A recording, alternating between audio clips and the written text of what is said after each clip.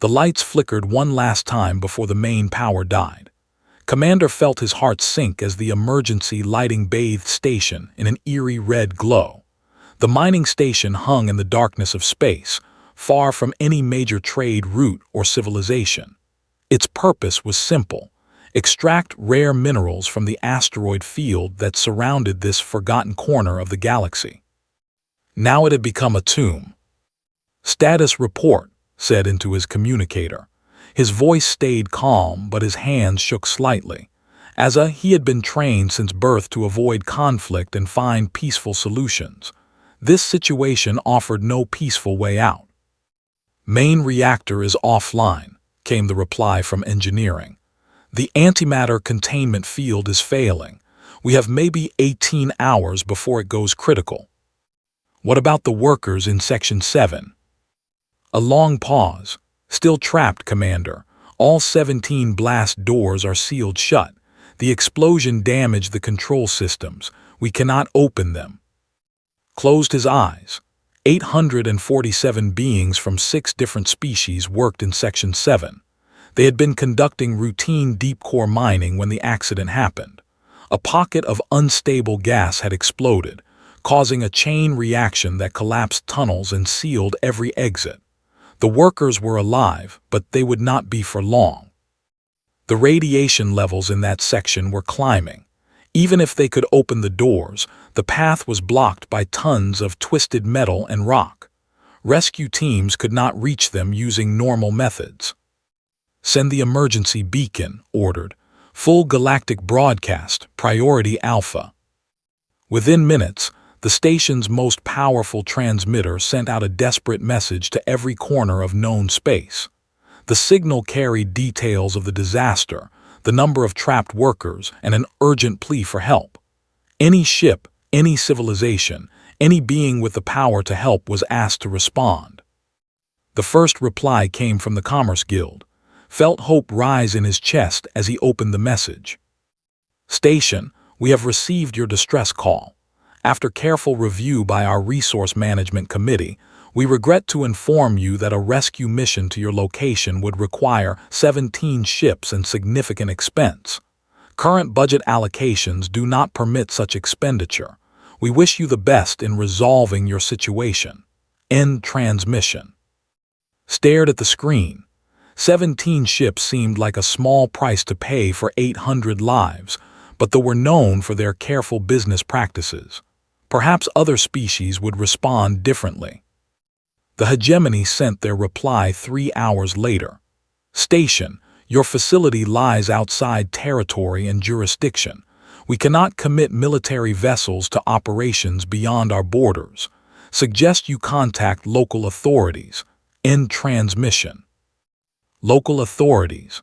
The nearest government outpost was 6 weeks away by fastest ship. The wise took longer to respond, but their message carried the weight of their ancient philosophy. "Station, we have meditated on your request. The cycle of life includes both creation and destruction. To interfere with natural processes may bring greater suffering in the long term. We encourage acceptance of what cannot be changed. May you find peace." End transmission. One by one, the replies came in. The Federation cited current military commitments. The Crystal Singers of Tau explained that their ships could not survive in areas with high radiation. The Hive Mind have declared the situation statistically insignificant. Each rejection felt like a physical blow too. These were the great civilizations of the galaxy, species with vast fleets and incredible technology. Surely someone would help. Hours passed. The situation in Section 7 grew worse. The trapped workers had limited air, rising radiation, and no way out. Medical officers reported that some of the weaker species would start dying within 12 hours. "Commander," his communications officer called out, "we have another response." Looked up with the last fading spark of hope. "Which species?" "The humans, sir." Humans? Had heard of them, though they were newcomers to galactic society. Most species spoke of humans in worried whispers. They called humans unpredictable, violent, and dangerous. Some said humans had actually fought wars using weapons that could destroy entire planets. Others claimed humans refused to accept the natural order of things, always fighting against death and disease and disaster. The message was brief and crackling with static. SOS received. Human vessel determination en route. ETA 14 hours. Hold tight. Communication officer looked confused. Sir, should I send a reply? We know very little about human capabilities. Their ship might not even be equipped for rescue operations. Send our current status, said, and thank them for responding. As the hours crawled by, no other species offered help. The great civilizations of the galaxy had all found reasons to stay away. Only the humans, the strange newcomers that everyone whispered about, had bothered to answer. Walked through the station's corridors, checking on his crew. Fear filled every face he saw. These were peaceful beings who had never expected to face such a crisis. They had always believed that civilization meant safety, that advanced technology could prevent disasters like this. Commander, his engineering chief approached. The radiation in Section 7 is getting worse. Even if we could somehow open the doors, rescue teams would die in minutes. What about remote systems, robots? All destroyed in the explosion, and the path is completely blocked anyway. No normal rescue method will work. Normal rescue methods. Wondered what the humans might try that other species would consider abnormal. He returned to his command center and sent another message to the human ship. This is Commander of Station. We are grateful for your response, but you should know that our situation may be impossible. Every other species has determined that rescue is not feasible. The radiation levels and blocked passages make conventional rescue attempts suicide. The reply came back quickly. Commander, we appreciate the warning. See you in 10 hours. Determination out. No mention of turning back. No committee meetings or budget reviews. No philosophical discussions about accepting the natural order. Just a simple promise to arrive and help. Outside the station's windows, the asteroid field drifted in endless silence. 847 beings waited in the dark, surrounded by rising radiation and falling air levels. The galaxy's greatest civilizations had abandoned them. But somewhere in the darkness, a human ship was coming. Did not know what humans could accomplish that other species could not. He only knew that when everyone else had said no, the humans had said yes. For the first time in hours, he felt something that might have been hope. The ship that dropped out of faster-than-light travel near station did not look like any rescue vessel had ever seen. The Determination was clearly a converted cargo hauler, its hull by countless repairs and modifications. Strange equipment had been welded to its sides, and additional engines had been bolted onto the rear section. It looked like something built by people who cared more about function than appearance. Station, this is Captain Sarah of the Determination. We are ready to dock and assess the situation. Studied the approaching ship through his viewing screens. Captain, I must warn you again. Our rescue specialists have determined that the situation is hopeless. The trapped workers are behind sealed blast doors, surrounded by lethal radiation. The path is completely blocked by collapsed tunnels. Copy that, Commander. We would like to see for ourselves if that is acceptable. Minutes later, the airlock cycled open and 37 humans stepped onto the station. Had expected fierce warriors based on the stories he had heard. Instead, he saw beings that looked remarkably ordinary. They were shorter than most, with soft skin and no natural weapons. Some were young, some old. Some wore military uniforms, others simple work clothes.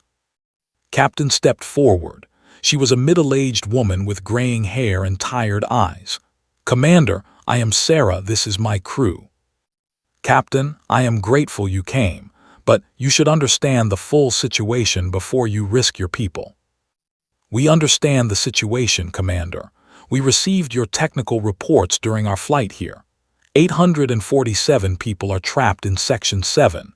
Rising radiation, Limited air, multiple barriers between us and them. Time is running out. Gestured helplessly. Then you see why rescue is impossible. The called it a natural disaster that must be accepted. The cost was too high. Even our own specialists agree that. Commander, Captain interrupted gently, with respect, we do not care what other species have decided. We care about those people trapped down there. A human wearing engineering coveralls stepped up beside the captain. I am engineer. Can you show us the blocked areas? As they walked through the station, explained the technical details. The explosion had caused a cascade failure, sealing 17 different blast doors. The control systems were destroyed. The tunnels were full of twisted metal and collapsed rock. Radiation levels in Section 7 would kill most species within minutes. What about cutting through the doors? Asked Dr. Martinez, the team's medical officer. Impossible. They are made of reinforced titanium steel composite. Each door is 3 meters thick. Explosive charges would cause more cave-ins and possibly rupture the antimatter containment. Knelt beside one of the sealed blast doors and ran his hands over its surface. What about thermal cutting, plasma torches? The heat would trigger the emergency lockdown systems. More doors would seal automatically. The humans asked question after question. They wanted to know about power systems, ventilation, structural weak points, alternative routes, and dozens of other technical details. Answered as best he could, but he could not understand why they bothered. Every solution they suggested had already been considered and rejected by the station's specialists. Show us Section 7 from the outside, Captain said. They took a maintenance elevator to the station's outer hull. Through reinforced windows, they could see the damaged section. It was a twisted mess of metal and rock, glowing faintly from the radiation within. The external hull is breached in 17 places, explained. But even if we could enter from outside, the internal damage is too severe. The workers are trapped in the deepest chambers, completely cut off. Pointed to a large hole in the station's side. What about that breach? It looks like it goes fairly deep. It does, but the radiation levels.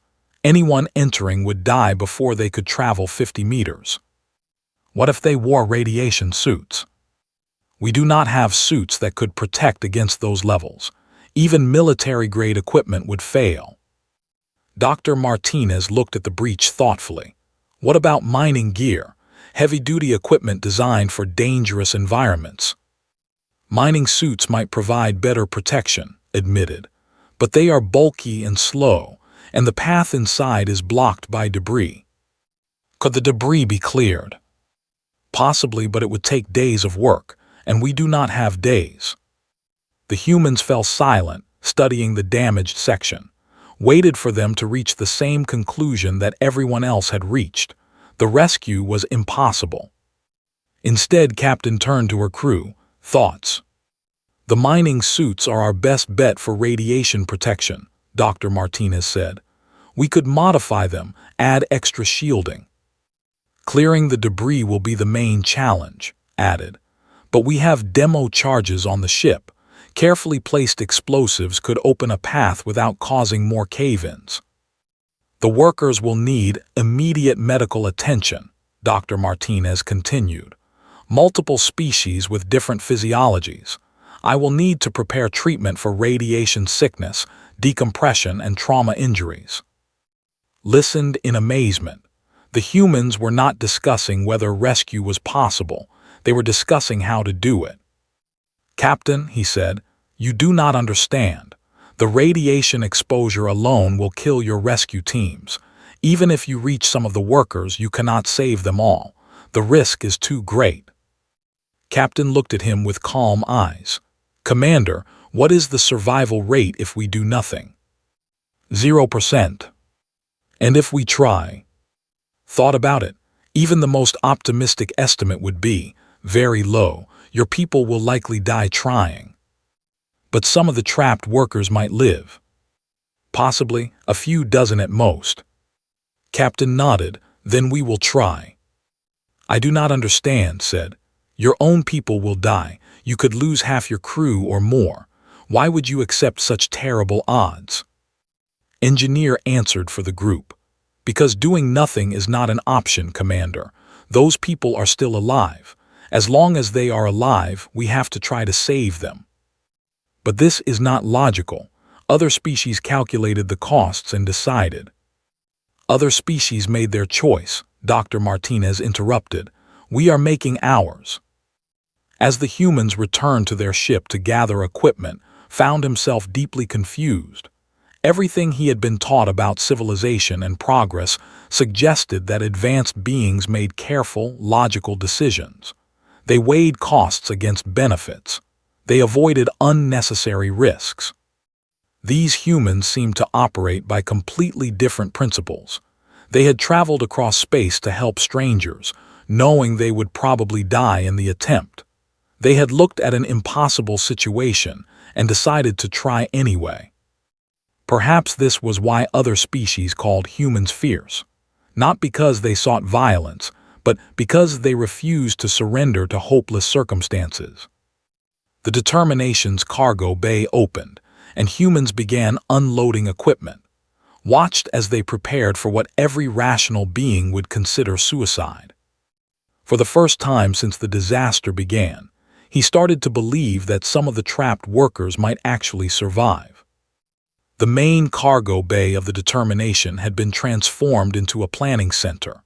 Humans moved around tables covered with technical drawings, computer displays, and equipment that did not recognize. The organized chaos reminded him of nothing he had ever seen before. Current radiation levels in Section 7 are at 800 rems per hour, Dr. Martinez announced to the assembled group. Lethal dose for most species is around 400 rems total. That gives us roughly 30 minutes of exposure time before we start seeing serious effects. The mining suits will help, added Chief Engineer.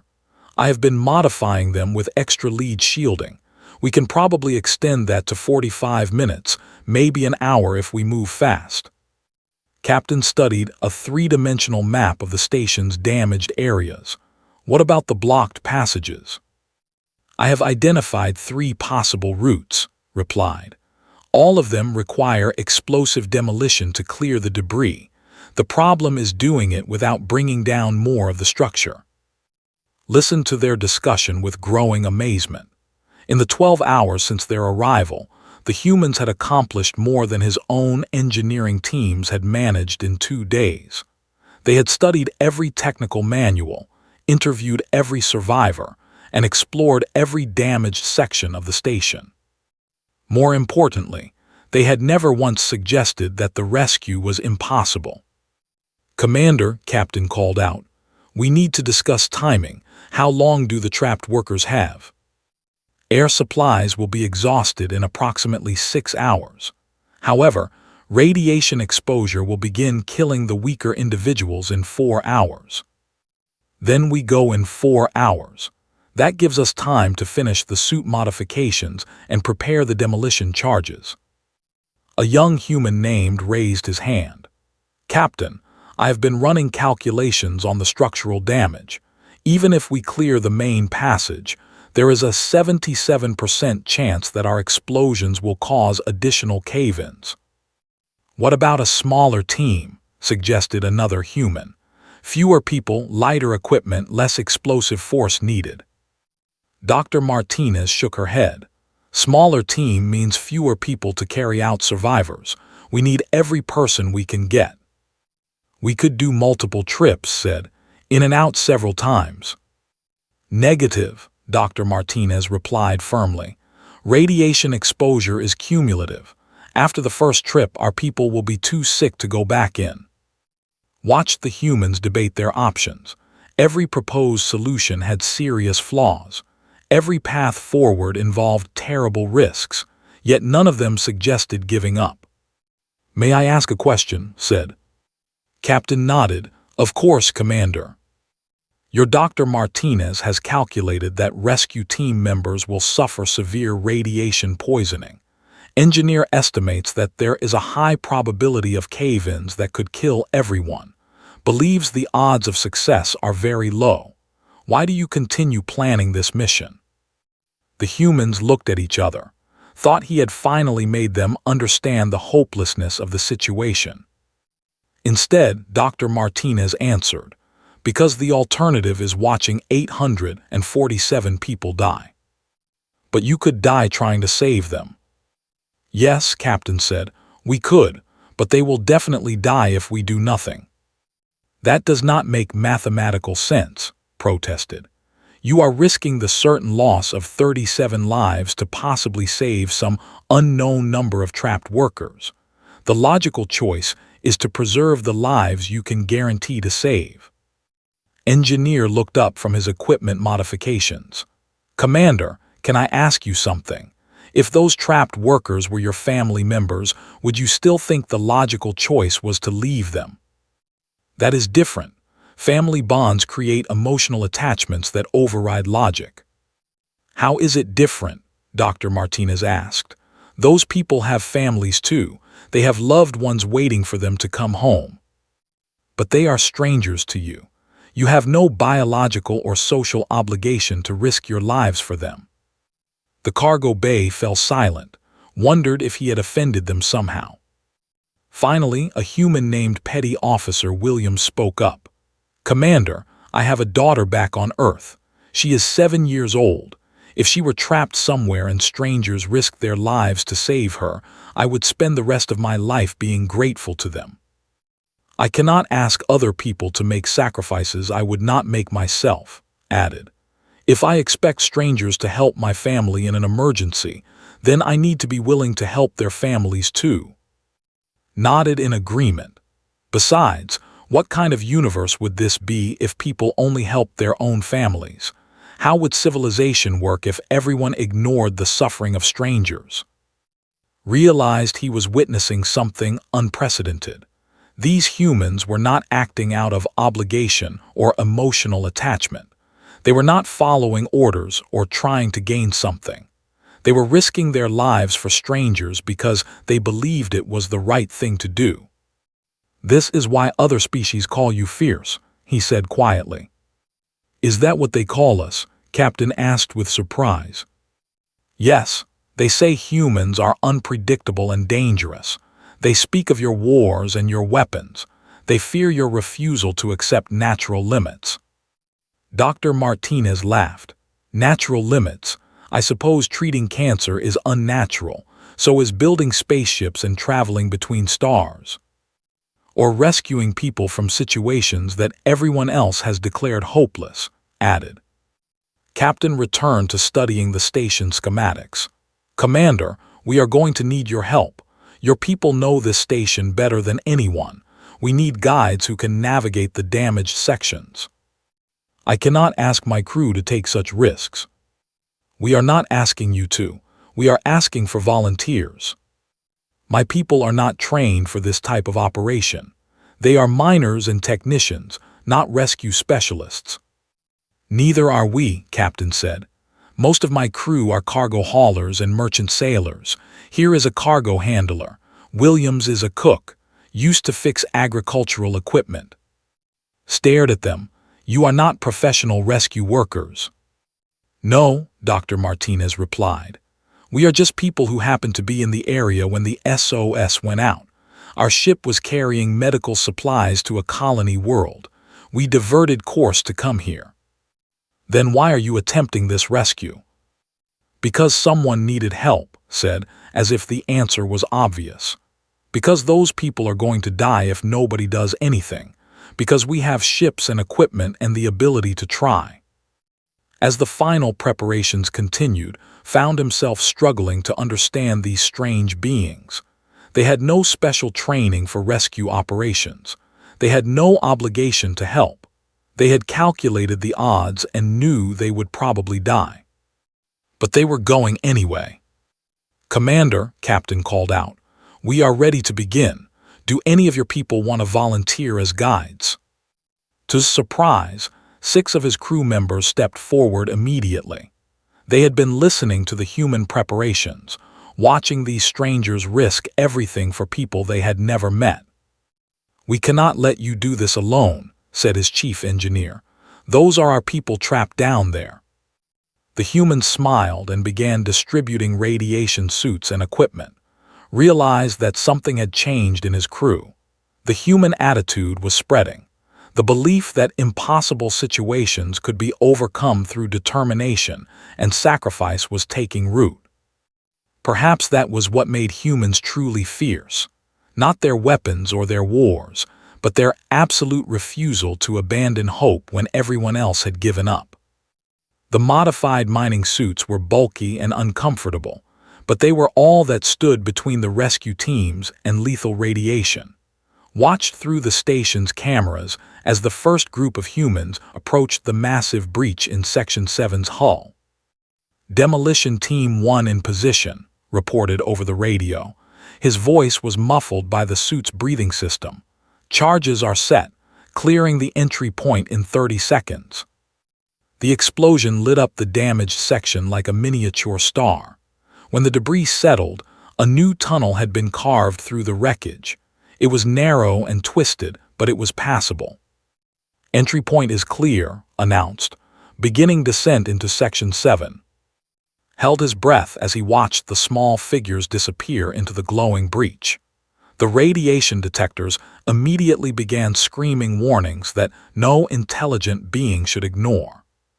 "Radiation levels at 900 rems per hour and climbing," Dr. Martinez's voice crackled over the communication system. "Suits are holding, proceeding to first checkpoint." The rescue plan was simple in concept but terrifying in execution. Teams of 4 humans would navigate through the radioactive maze, using controlled explosions to clear blocked passages. They would locate groups of survivors and carry them back to safety through the same deadly route. Each team could make only one trip before radiation exposure forced their evacuation. Each trip had to count. "Contact," called from the second team. "We have found 17 survivors in Chamber C7. They are alive but weak, beginning extraction." On the cameras, watched the humans move through spaces that should have killed them instantly.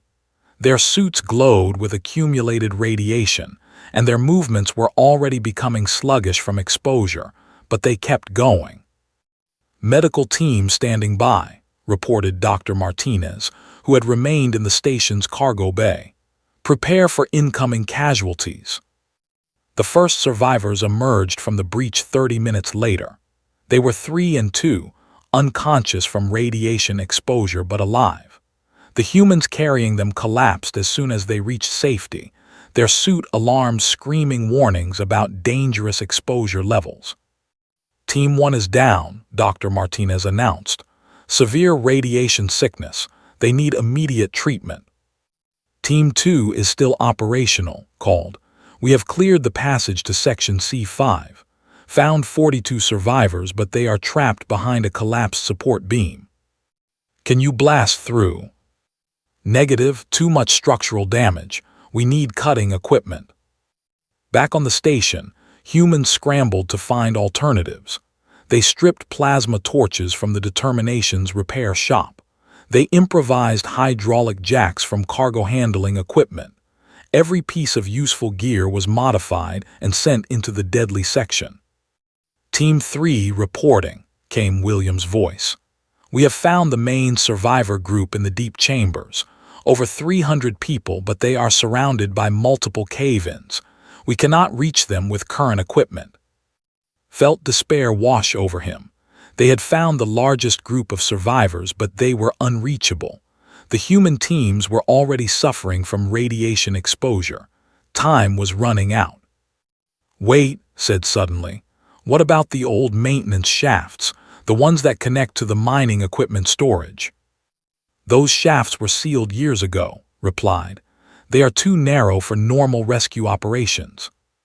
"How narrow?"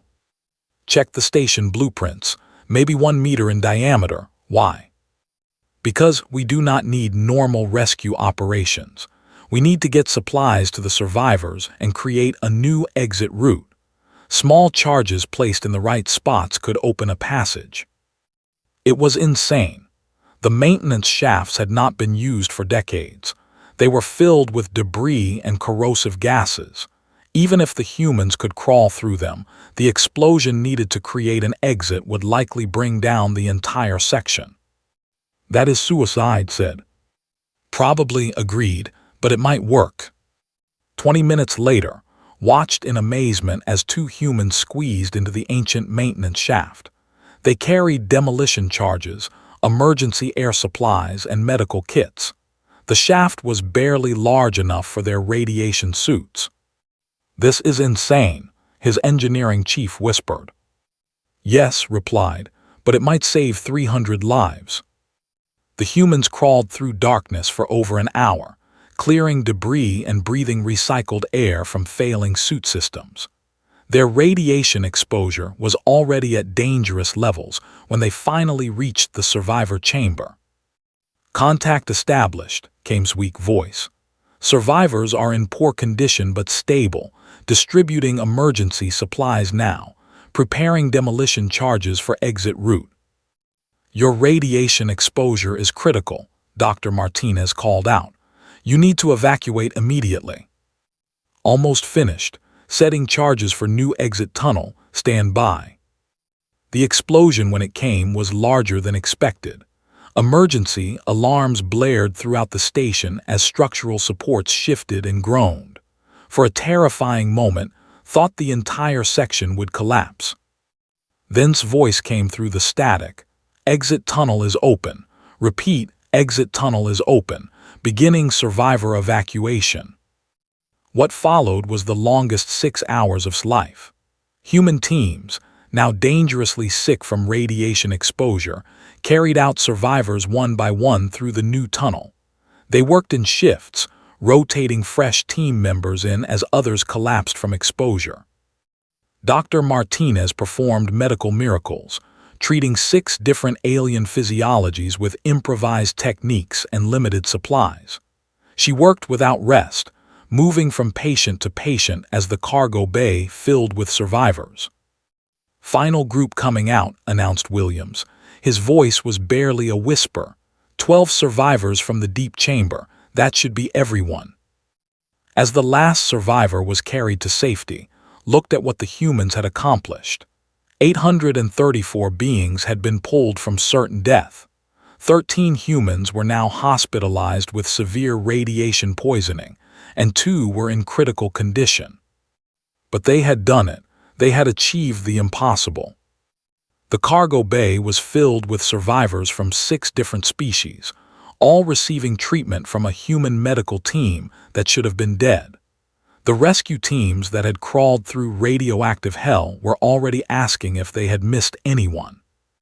Captain, pale and weak from her own radiation exposure, sat beside one of the survivors she had personally carried to safety. "Why?" they asked weakly. "Why did you risk so much for strangers?" Captain smiled. "Because you needed help, because you were still alive, because as long as there was a chance to save you, we had to try." Through the station's communication systems, knew that the entire galaxy was watching. The rescue was being broadcast to thousands of worlds, sparking debates and discussions that would change everything. The humans had shown that impossible was just another word for difficult.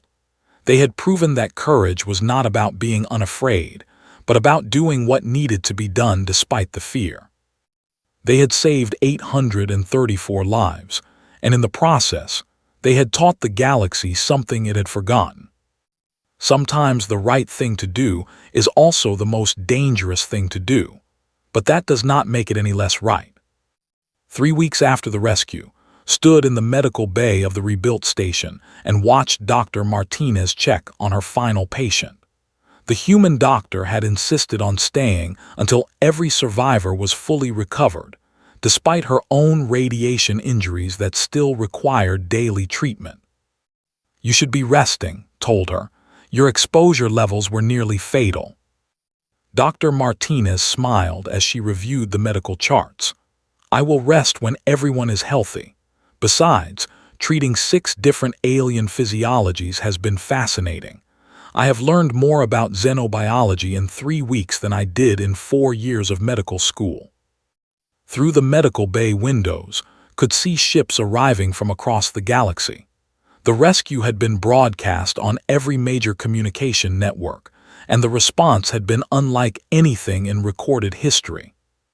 The first ship to arrive had belonged to the Commerce Guild.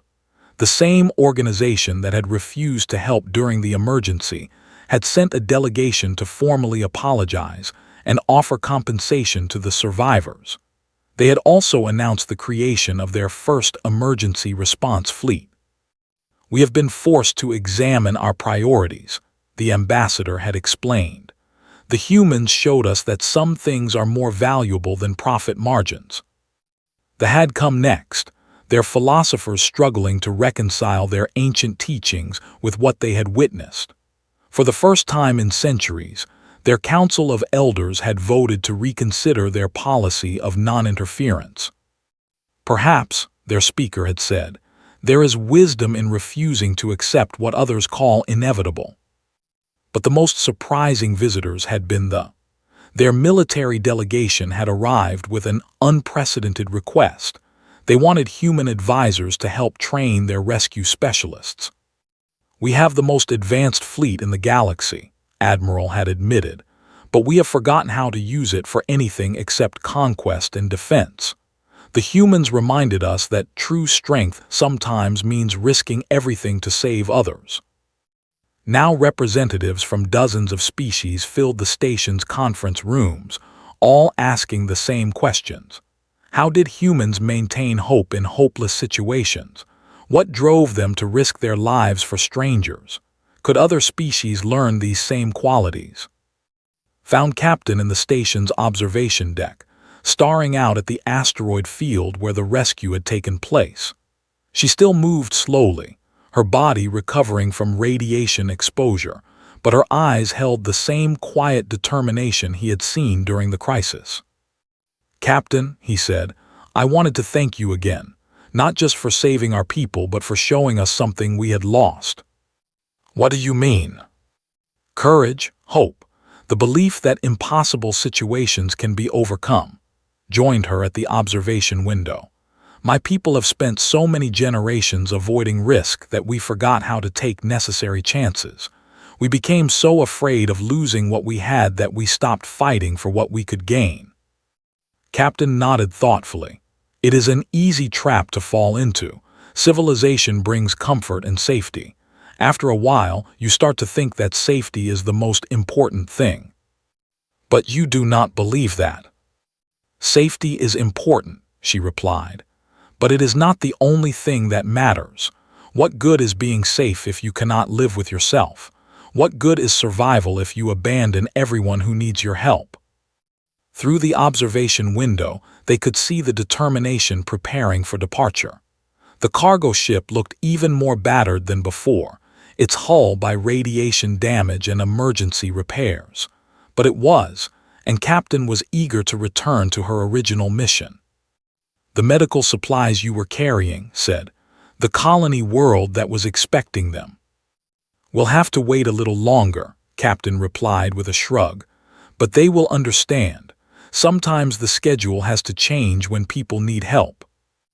A communication alert interrupted their conversation.